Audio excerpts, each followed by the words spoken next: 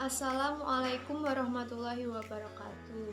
Saya perwakilan dari kelompok 10 yang beranggotakan 1 Eva Triwijayanti dengan NIM 20104170 dan saya sendiri Cantika Cindy Fauzia Nur Fadila dengan NIM 20104178. Di sini kami akan mempresentasikan hasil diskusi kami dengan tema maksud keadilan dan pembebasan menurut Ali Syariati dan Murtadha Mutahhari.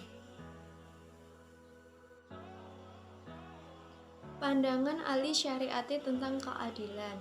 Ali Syariati berpendapat bahwa dalam diri manusia fitrah yang bernilai dan penting adalah ideologi dan menjadi bentuk kesadaran manusia yang paling istimewa. Kesadaran dalam ranah ideologis menurutnya adalah kesadaran yang khusus tanpa pengecualian yang khas bagi manusia. Namun, berbeda dalam hal bobot kejiwaan yang dinamis dan progresif dengan visi ideologi yang jelas. Sehingga pada filosofinya digambarkan dengan mengganti manusia materi yang hidup dengan manusia yang soleh, yang merupakan produk dari alam, masyarakat, dan perdebatan. Ali Syariati juga menelusuri garis putus-putus di hadapan kata Tuhan, menandakan perjalanan manusia yang berkesinambungan menuju Tuhan, di mana ia tidak akan pernah sepenuhnya memahami keberadaan Yang Maha Kuasa. Pandangan Ali Syariati tentang pembebasan. Ali Syariati sebagai seorang spiritualis tidak mengabaikan urusan dunia dan tenggelam dalam dimensi spiritual. Ia mempunyai keyakinan bahwa pencerahan dan pembebasan harus sejalan dengan spiritualitas. Pada pencerahan tersebut, manusia atas alam mencapai suatu titik, jadi cenderung mengabaikan hancurnya kemanusiaan. Hidup manusia akhirnya terperangkap pada hasil penguasaan alam dan ilmu serta teknologi yang dihasilkannya. Manusia dilihat hanya sebagai salah satu faktor praproduksi, sementara ia terjebak pada sistem yang tidak manusiawi. Manusia menjadi budak mesin ciptaannya sendiri.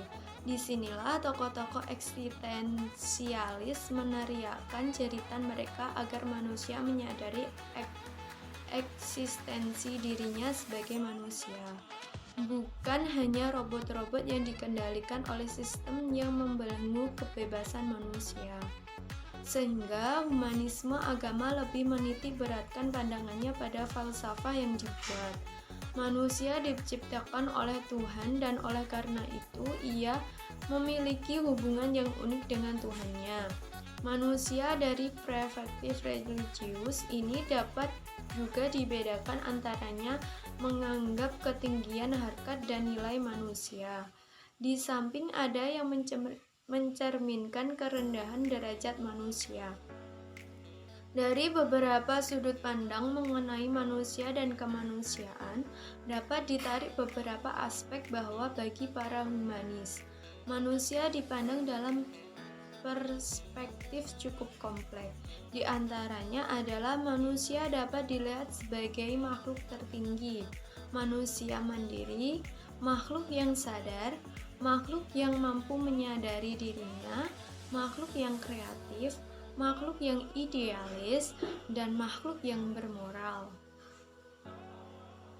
Selanjutnya yaitu pandangan Murtadha Mutahhari tentang pembebasan. Dalam pandangan Mutahhari, kehendak Allah tersebut tidak bekerja langsung, tetapi ia menciptakan hukum untuk alam yang tidak mungkin suatu perbuatan dapat dilakukan bertentangan dengannya. Sebagaimana dengan kejadian-kejadian yang tidak akan tanpa adanya sebab-sebab alamnya, maka perbuatan-perbuatan ikhtiar manusia pun tidak akan terjadi tanpa kehendak manusia dan tanpa ikhtiarnya. Kebebasan berkehendak dan berikhtiar yang dimiliki manusia ini, menurut Mutahhari, bukan berarti ia terlepas dari hukum sebab akibat atau terlepas dari ikatan qada dan qadar Allah, tapi justru sebagian dari qada dan qadar Allah. Hal ini berkaitan dengan konsepsinya yang menyatakan takdir itu ada dua macam, yaitu takdir definitif atau takdir batni dan takdir non-definitif atau takdir kebiar batni. Sehingga dalam pandangan Mutahari, takdir Allah lah yang menjadi manusia sebagai kebebasan berkehendak dan berbuat. Takdir Allah itu menurutnya bukanlah sebagai kehendak Allah secara langsung, melainkan melalui jalan sebab akibat. Bahkan kebebasan yang dimiliki oleh manusia itu adalah bagian dari hukum sebab akibat tersebut. Selanjutnya yaitu pandangan Murtada Mutahari tentang keadilan. Dalam kitab Al-Adl Al-Ilahi, Mutahari mengemukakan 4 maksud penggunaan keadilan, yaitu yang pertama, keadilan sesuatu yang seimbang. Yang kedua yaitu persamaan dan penafian terhadap segala bentuk diskriminasi. Yang ketiga yaitu ada pemeliharaan hak-hak individu dan pemberian hak kepada yang berhak menerimanya. Dan yang terakhir yaitu pemeliharaan hak bagi kelanjutan eksistensi atau mencegah kelanjutan eksistensi dan peralihan rahmat sewaktu terdapat kemungkinan untuk eksis serta melakukan transformasi. Dalam pengertian keadilan pertama dan keempat berkaitan dengan penciptaan alam, semesta dan makhluk-makhluk yang ada di dalamnya. Allah menciptakan alam semesta ini dengan keseimbangan yang sempurna. Setiap makhluk memiliki hak untuk memperoleh karunia yang akan membawanya kepada pertumbuhan dan perkembangan, memperoleh karunia yang akan membawa kepada pertumbuhan dan perkembangan menuju kesempurnaan wujudnya, sesuai dengan kadar dan potensi yang dimilikinya. Pengertian yang kedua, persamaan dan penafian terhadap segala bentuk diskriminasi.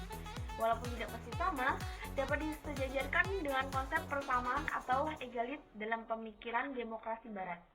Tetapi bukan berarti sama rata dan sama rasa, melainkan persamaan dalam hak untuk memiliki sesuatu ketika hak untuk memilikinya sama.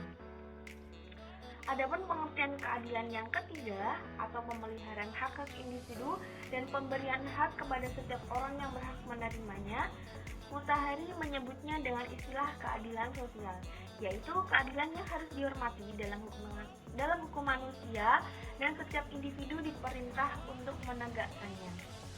Berdasarkan 4 pengertian keadilan di atas dapat disimpulkan bahwa makna keadilan menurut Mutahari adalah hal yang berhadapan dengan kezaliman, yaitu dipeliharanya kepemilikan hak bukan dengan makna keseimbangan dan bukan pula dengan makna persamaan.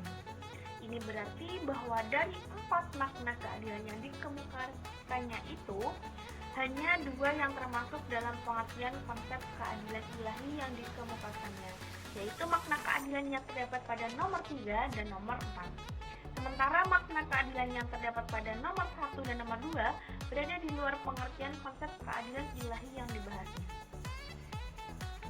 Sekian presentasi dari kelompok kami. Apabila ada kurang lebihnya kami mohon maaf. Wabillahi taufiq wal hidayah. Wassalamualaikum warahmatullahi wabarakatuh.